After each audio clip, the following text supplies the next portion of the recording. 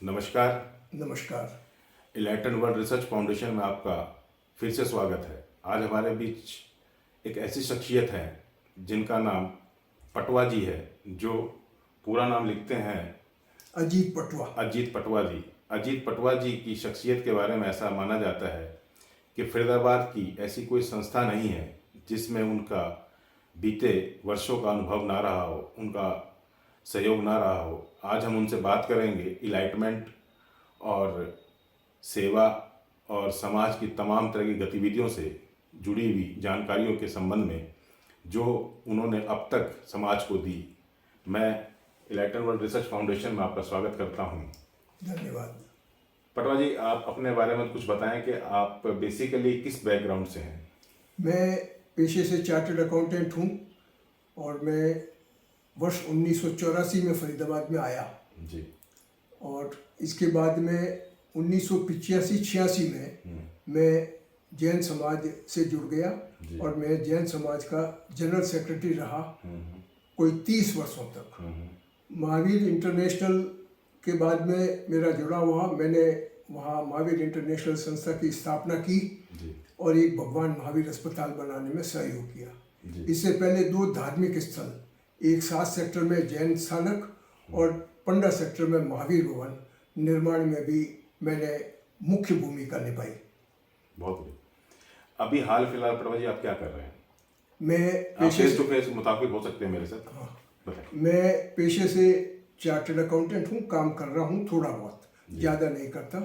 इसके साथ में मैं महावीर इंटरनेशनल के अंडर में फिर दूसरी संस्था national association for the blind और तीसरी एक और संस्था मेन दिव्यांग स्कूल, जो ब्लाइंड को छोड़ के दूसरे दिव्यांग हैं, डेफ एंड डम है, मेंटली रिटार्डेड है या ऑर्थोपेडिक हैंडीकैप है, उनकी सेवा में भी संलग्न हूँ। जैसा मौका लगता है सेवा करता हूँ। National association for the blind और महावीर इंटरनेशनल का मैं प्रेसिडेंट हूँ और दिव्यांग स्कूल का मैं पैट्रन हूँ। जैसा कि पटवा जी ने अपने बारे में बताया कि वो विभिन्न प्रकार की गतिविधियों और जो समाज की अन्य संस्थाओं द्वारा जो संचालित जो गतिविधियां, उनमें ये बढ़ चढ़ के हिस्सा लेते रहे हैं। आज हम इनसे बात करेंगे कि सेवा का जो भाव है इनके इस आयु वर्ग में, जहां आदमी अपने पोता पोती के साथ, नाता नाती के साथ अपना समय व्यतीत कर रहा है, इस समय में इस एज ग्रुप के अंदर इतनी ऊर्जा ये कहाँ से लेकर आते हैं? तो पटवा जी, इस बारे में थोड़ा आप बताएं कि इस एज ग्रुप में आकर आप इतनी बड़ी जिम्मेवारी कैसे निभा पाते हैं? ये जो कि 85-86 से पहले से ही मैं जहाँ कलकत्ता, बॉम्बे, जहाँ कहीं भी रहा, थोड़ा बहुत ये मन में हमेशा भाव रहा। पिताजी भी प्रेरणा देते रहे, माता जी भी प्रेरणा देती रही। माता जी की प्रेरणा। हाँ, और वो बहुत धार्मिक थे। मेरे पिताजी ने एक बार यहाँ पर फरीदाबाद में 8 दिन का उपवास किया बिना पानी का, कुछ खाया नहीं, पानी भी नहीं पिया। उनके मन में क्या इंट्यूशन आई और उन्होंने कहा, बेटा अजीत, तेरा काम ये नहीं, तू दूसरे काम के लिए दूसरी यूनि से आया है और तेरा समाज सेवा का काम है, जा। उन्होंने जब जा बोला तो मैं महावीर इंटरनेशनल संस्था का निर्माण किया, काम चालू किया। ब्लड डोनेशन का कैंप उस समय चालू किया मैंने फरीदाबाद में, जब कोई नहीं करता था। जब टेलीफोन 1985-86 की, जब टेलीफोन अपन अंगुली से घुमाते थे, 10-15 दिनों को फ़ोन करता था तो कोई एक तैयार होता था। क्या बात। बहुत मुश्किल होती थी, लेकिन अब तो मोबाइल का ज़माना है, आसानी से काम हो जाता है, सुविधाएं बढ़ गई हैं। उमेश अरोड़ा मेरे साथ इस काम में जुड़ गया और फिर उसने ये काम संभाला। मैं बहुत खुश हूँ कि ये काम आगे बढ़ रहा है। अब बहुत सारी एक 40 लोगों की यंग टीम, उमेश अरोड़ा के उम्र के, तुम्हारी उम्र के लोग जुड़े हुए हैं जो ब्लड डोनेशन का काम करते हैं। और साथ में एक, जब ये काम करते करते फरीदाबाद में, पूरे हरियाणा में पहली बार रोटी बैंक चालू किया। अच्छा, रोटी। 26 जनवरी 2016 को इसकी शुरुआत करी और इसमें बनुवाल ग्रुप ने भी सहयोग किया और समाज सेवी जो फिलैंथ्रोपिस्ट है, अर्थ सहयोग करते थे, आते थे, अपने हाथ से रोटी खिलाते थे। हम 100 लोगों को रोज रोटी मुफ्त में देते थे, एक टाइम। कब से? 2016 26 जनवरी से। बहुत बढ़िया। हाँ, और वो ये सेवा कारगिल में बहुत, कोरोना काल में बहुत कारगर सिद्ध हुई। लोग बाग इससे जुड़े और सेवा की, बहुत अच्छा लगा। अब ये काम बन्नूवाल ग्रुप कर रहा है, लेकिन उसको उसको सौंपा मॉडिफाई दिया, कर दिया उनको गया। सौंपा दिया गया। मॉडिफाई कर दिया कि भाई जो बुजुर्ग लोग हैं, जो असहाय लोग हैं, उनको घरों में खाना भेजना और करना। ये जो आपको जो संस्कार के तौर पर अपने पिताजी ने जो एक समाज सेवा का जो प्रेरणा दी, ये तकरीबन कितने वर्ष पुरानी घटना रही है? ये तो वही 87-88, क्योंकि मैं 86 में यहाँ पे, 84 में आ गया था और 86 में मैं समाज के साथ जुड़ गया था। तभी से?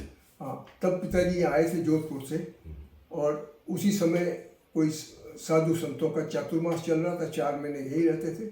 उसी दौरान ये उन्होंने उनको ट्यूशन आई।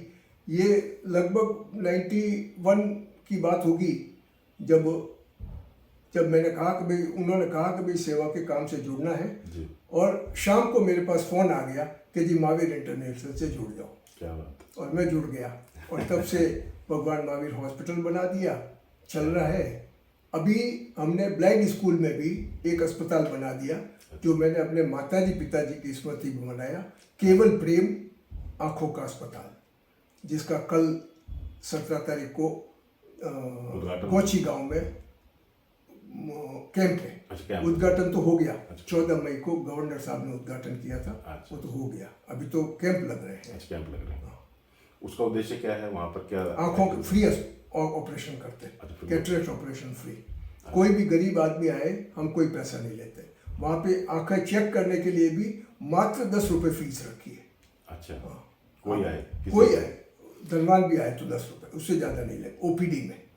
अजीत जी के बारे में जैसे आपने सुना कि वो आई चेक और क्या नाम है, ब्लाइंड एसोसिएशन के साथ जो गतिविधि कर रहे हैं, इसके अलावा उन्होंने दिव्यांगजनों के लिए भी कुछ एक्टिविटीज चला रखी हैं। इसके साथ उनका समाज के अन्य जो ज़रूरतमंद जो वर्ग है, उसके लिए भी एक विशेष तरह की योजनाओं को लेकर इन्होंने रोटी बैंक जैसी योजनाओं को इन्होंने अंतिम रूप दिया है। ये तमाम तरह की जो भी योजनाएं, जो भी परियोजनाएं इन्होंने स्टार्ट करी, उसके पीछे सिर्फ और सिर्फ इनके पिताजी की दी हुई प्रेरणा और उनके दिए हुए संस्कार हैं। अजीत जी, इस उम्र में मैं पहले भी एक क्वेश्चन पूछ चुका हूँ और वो प्रश्न अभी तक मेरे को उसका जवाब मिला नहीं है। मैं बता ऊर्जा का जो वजह, क्योंकि देखिए age factor, age is no factor. घर में नहीं बैठता हूँ, रोज बाहर जाता हूँ, रोज घूमता हूँ, रोज उछल कूद करता हूँ बंदर की तरह। और ऊर्जा मिलती है मेरे को तुम्हारे जैसे यंग लोगों से। क्या बात। और ऊर्जा मिलती है जिनको सेवा प्रोवाइड करता हूँ, उनसे जो ब्लेसिंग या कुछ भी मिलता है, उससे मेरे को ऊर्जा मिलती है। और वो ऊर्जा फिर है, सो वो फिर आगे और टू डिस्ट्रीब्यूट और टू गिव में काम आता है। और जितना जितना मैं टू गिव की बात करूँगा, उतना उतना ऊर्जा मिलती रहेगी। और मेरा तो एम ही यही है कि मैं बिस्तर पे लेटा नहीं मरूं, चलते चलते मर जाऊं, यहाँ से चला जाऊं। और अभी मैं 2 बातें बताना चाहता हूँ जो नया काम चालू करने हैं। एक है स्टेम सेल। स्टेम सेल के बारे में साधारणतः लोगों को नहीं पता है। मैंने ये काम अभी 1 महीना हुआ है चालू किए, लोगों को अवेयर करना चालू कर दिया है। सीए इंस्टीट्यूट में भी, फिट बार एसोसिएशन में भी, जैन समाज में भी, ग्रुप में जा करके 18 से 50 साल तक के लोग अपना स्टेम सेल रजिस्ट्री करवा लें। कब नंबर आएगा भगवान जाने। 10 लाख लोगों का चेक होता है, तब जाके किसी एक का नंबर आता है। पूरे वर्ल्ड में इसकी चेकिंग होती है, यूएसए में चेकिंग होती है। जिनको मिलना है वो भी यूएसए में रजिस्टर्ड है, जिन्होंने देना वो भी यहाँ से रजिस्ट्री वहाँ चली जाती है। वो HLA मैचिंग करते हैं, जिसका मैच हो गया, बड़े भाग्य से मैच मिलता है। कई सारे लोगों ने कई वर्षों से रजिस्टर करा रखा है, लेकिन नहीं मिल रहा है।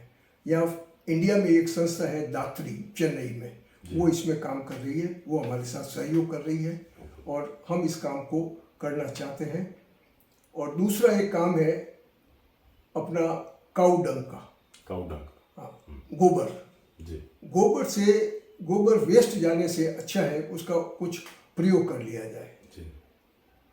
एक काम बहुत बड़ा है, इससे लकड़ी बना ली जाए गोबर से, और वो लकड़ी हमारे शरीर जलाने में काम आ जाए, जिससे पेड़ कटने बच जाए। अग्निशमन जब हो रहा होता है, जो मुख्य अग्नि दी जा रही होती है उस वक्त, हाँ भाई, जो लकड़ी जलाते हैं वो ये गोबर की लकड़ी जल जाए और हमारा शरीर जल जाए, बस यही एक उसका उद्देश्य है।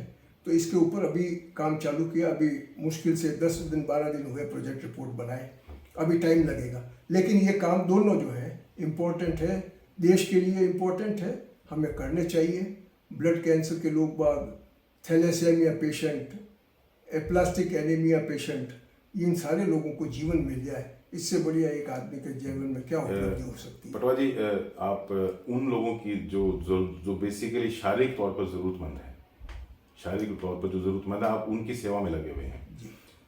एक बहुत बड़ा तबका है इस समाज में और इस दुनिया में जो शारीरिक रूप से पुष्ट भी है, ताकतवर भी है, समझदार भी है, विवेक और गुणज्ञान भी है उसके पास, लेकिन वो समाज को वो चीज़ नहीं दे पाता किन्हीं कारणों से। उसके बारे में आपका क्या कहना? आप तो उस एज ग्रुप में भी से निकल के गए हैं। मैं बताता हूँ, साधारणतया आदमी सेल्फ सेंटर्ड है, स्वार्थी है। मैं हिंदू धर्म पे कटाक्ष नहीं करना चाहता, लेकिन हिंदू धर्म ने सेवा के ऊपर कम प्रयोग किया, अपने सिर्फ आत्मकल्याण के ऊपर प्रयोग किया। और दान देने की बात अगर कही तो मंदिर में देने की बात कही। सरकार भी हमारी ऐसी है, इनकम टैक्स में मंदिरों में दान कितना ही गुप्त दे दो, माफ, कोई टैक्स नहीं।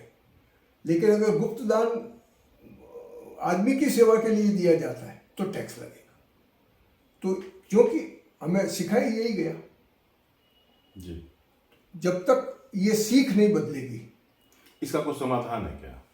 देखिए, ये किसी को आरोप दे देना या किसी के बारे में कुछ शिकायत कह देना, ये तो बड़ा आसान हो जाता है हमारे लिए भी, हम भी कह देते हैं। लेकिन उसका कोई संकल्प, कोई विकल्प भी है क्या? ना, विकल्प नहीं है। विकल्प ये है कि जैसे मैं एक व्यक्ति अगर 40 यंग लड़कों को साथ लेकर के अपने साथ जोड़ सकता हूँ, तो मेरे जैसे कई सारे व्यक्ति जो समाज सेवा करने वाले हैं वो भी अपने साथ यंग लड़कों को लें और अपना टाइम रविवार को उनके साथ बातचीत करने में लगाएं, संस्कार दें उनको संस्कार देने में, उनको समझाने में। मैंने बताया ना, जैसे ब्लड डोनेशन तमाम तरह की गतिविधियां जो भी हैं, या आई डोनेशन का काम में अभी तक मेरे सामने कोई व्यक्ति नहीं आया जो मेरे से चार्ज ले सके। और मैंने कहा है कभी मेरे मरने के पहले कोई व्यक्ति आ जाए, मैं समझा दूँ, समझ लो कैसे करना है। किस बारे में? आई डोनेशन, आंखें नेत्रदान के बारे में। अच्छा, आप उस विरासत को देना चाहते हैं? हाँ, मैं कर रहा हूँ, ये मैं पिछले कई सालों से कर रहा हूँ। सैकड़ों लोगों की आई डोनेट करवा सका हूँ। कोरोना में बंद हो गई थी, लेकिन वापस चालू हो गई है। लेकिन अब जब तक यंग आदमी साथ नहीं आए, कोई व्यक्ति आए नहीं मेरे साथ, तो मैं डेफिनेटली लीगेसी दिए बगैर मरना भी नहीं चाहता। जैसे ब्लड डोनेशन की लीगेसी दी, वैसे इसकी भी लीगेसी दूंगा। लगा हुआ हूँ रिसर्च में, किसी न किसी व्यक्ति को महीना 2 महीने में ढूंढ निकालूंगा। अजीत पटवा जी का कहना ये है कि समस्याएं समाज में रहती हैं, धर्म से भी जुड़ी रहती हैं और समाज में और तमाम तरह की परिस्थितियां भी अप डाउन हमारे साथ बनी रहती हैं, लेकिन समस्याओं का समाधान साथ लेकर चलना हमारा ये धर्म भी होना चाहिए, ये दायित्व भी होना चाहिए। हिंदू मैथोलॉजी अपनी आप में एक समृद्ध मैथोलॉजी है और तमाम तरह की मैथोलॉजी जो समाज में इसके अलावा है वो भी अपनी जगह समृद्ध हैं। बस इनका आह्वान सिर्फ इतना मात्र है कि भाई समाज को इस तरीके से जागृत किया जाए कि आने वाली पीढ़ी को हम विरासत के तौर पर कुछ ऐसी चीज़ दे जाएं जो आने वाली पीढ़ी तक वो चीज़ पहुंचा दे। इनका एक आह्वान है। मैं अपने इस मंच के माध्यम से, इनलाइटन वर्ल्ड रिसर्च फाउंडेशन के माध्यम से इनकी ओर से बात कहना चाहूँगा कि जो भी युवा साथी हमारा इस YouTube चैनल के माध्यम से इनलाइटन वर्ल्ड रिसर्च फाउंडेशन के इस इंटरव्यू को सुने, उसमें वो क्या नाम है, अपना आँखों के जो डोनेशन है उसको लेकर अगर कोई काम करना चाहता है तो वो आपके संस्था से जुड़े, अजीत पटवा जी से जुड़े, किसी तरह का काम करना चाहिए, या समाज का कोई भी ऐसा, समाज की कोई भी सेवा ऐसी है जिसमें उनका मन है, जिसमें उनको मंच चाहिए, तो वो निश्चित तौर पर अजीत पटवा जी उनको गाइड करेंगे बतौर मेंटोर। और बड़े होने के नाते इनका अनुभव को डेफिनेटली उनके काम आएगा। और हम ये चाहेंगे कि भाई ये जो पीढ़ी दर पीढ़ी चलने वाली विरासत का जो दौर है वो कभी ख़त्म ना हो।